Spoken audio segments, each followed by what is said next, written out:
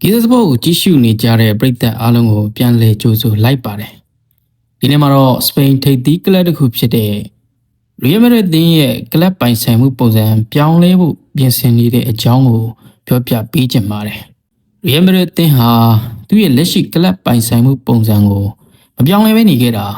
နှစ်ပေါင်း123နှစ်တောင်ကြာခဲ့ပါပြီ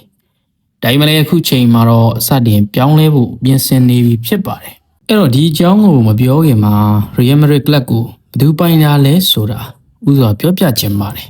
ရီယယ်မက်ဒရစ်ကိုဘီလီယံနာတယောက်ကပိုင်တာမဟုတ်ပါဘူးကုမ္ပဏီတစ်ခုအစိုးရတရရက်ကပိုင်တာမဟုတ်တယ်လို့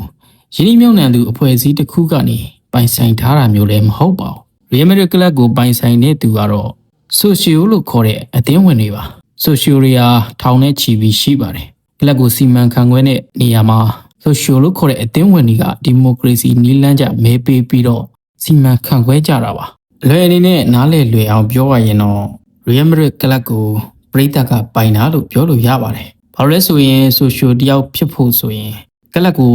လာစဉ်ဒါမှမဟုတ်နှစ်စဉ်ဖွဲ့ဝင်ကြီးပေးသွင်းရပါတယ်ဒီလိုကြေးပေးသွင်းပြီးအသင်းဝင်ကပြရထားတဲ့သူတိုင်းဟာကလပ်ရဲ့ပိုင်ရှင်အငယ်စားတယောက်ဖြစ်သွားတာပါပဲဒါကြောင့်မလို့အလွယ်အနေနဲ့ပြောရရင်တော့ရီယယ်မက်ဒရစ်ကလပ်ကိုပရိသတ်တွေကပိုင်တာဖြစ်ပါတယ်ဒီလိုပုံစံမျိုးနဲ့ရီယယ်မက်ဒရစ်ဟာပရိသတ်အများပိုင်တဲ့ကလပ်တစ်ခုအဖြစ်နှစ်ပေါင်း100ကျော်ကြာရပ်တည်ခဲ့ပါတယ်ဒါပေမဲ့ဒီနေ့ခေတ်ဘောလုံးလောကကအရင်တုန်းကလိုမဟုတ်တော့ပါဘူးပရီးမီးယားလိဂ်ကလပ်တွေဖြစ်တဲ့မန်စီးတီးတို့ချက်စီတို့နယူကာဆယ်တို့ကိုကြည့်ပါနိုင်ငံတော်ရဲ့အထောက်ပံ့ကိုရထားသလားလို့တော့ထင်ရပါတယ်ဘီလီယံနဲ့ချီပြီးကုန်ကျခံနိုင်တာတွေများပြားလာတဲ့ရုပ်သံကြေးဝင်ငွေတွေဒါတွေအားလုံးနဲ့ရှင်ကြည့်မယ်ဆိုရင်ပြည်ဆိုင်မှုနယ်ပယ်အသစ်တစ်ခုကိုရောက်သွားသလိုပါပဲရီယယ်မက်ဒရစ်ဟာကမ္ဘာအချမ်းသာဆုံးအောင်မြင်မှုအများဆုံးကလပ်တွေထဲကတစ်ခုအဖြစ်ရှိနေသေးဆိုပေမဲ့လက်ရှိမှာတော့ဘန်နာယီ PR တွေကို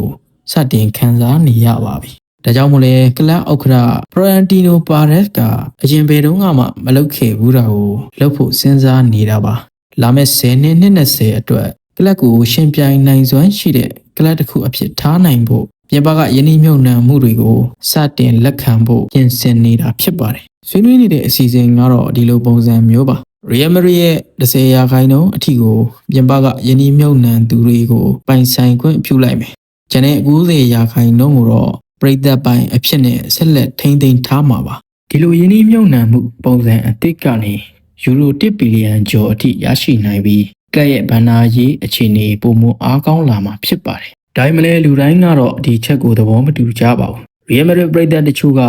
ပြင်ပကယင်းနှမြုံနှံသူတွေကိုခွင့်ပြုလိုက်မယ်ဆိုရင်10%ဒါမှမဟုတ်9%ပဲခွင့်ပြုရင်တော့ကလပ်ရဲ့ဆုံးဖြတ်ချက်ချမှတ်မှုတွေနဲ့ရေရှည်လွတ်လပ်မှုတွေ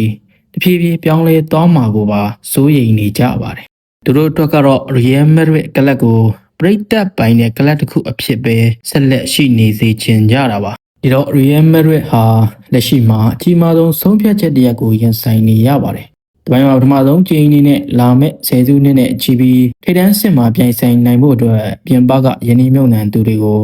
ကလပ်ကလက်ခံဖို့ရှိနေတာပါ။ဒီခြေလှမ်းဟာကလပ်ကိုပိုကောင်းတဲ့ဘက်ကိုပဲပြောင်းပေးနိုင်မလားဒါမှမဟုတ်သူတို့ရဲ့ကိုယ်ပိုင်လက္ခဏာကိုဆွန့်လွတ်လိုက်ရတာပဲအဖတ်တင်မလားဆိုတာကတော့အချိန်ကပဲအဖြေပေးနိုင်မှာပါပရိသတ်တွေအနေနဲ့ရောဘယ်လိုထင်ကြပါသလဲရီယယ်မက်ဒရစ်အနေနဲ့ပြင်ပကယင်းနှမြုံနှံမှုတွေကိုလက်ခံသင့်ပါသလားဒါမှမဟုတ်ငကိုတိုင်းပရိသတ်ကပဲ100%လုံးပိုင်ဆိုင်တဲ့ရီယယ်မက်ဒရစ်ကလပ်အဖြစ်ဆက်ရှိနေသင့်သလားဆိုတာကွန်မန့်မှာဝင်ရောက်ဆွေးနွေးခဲ့နိုင်ပါတယ်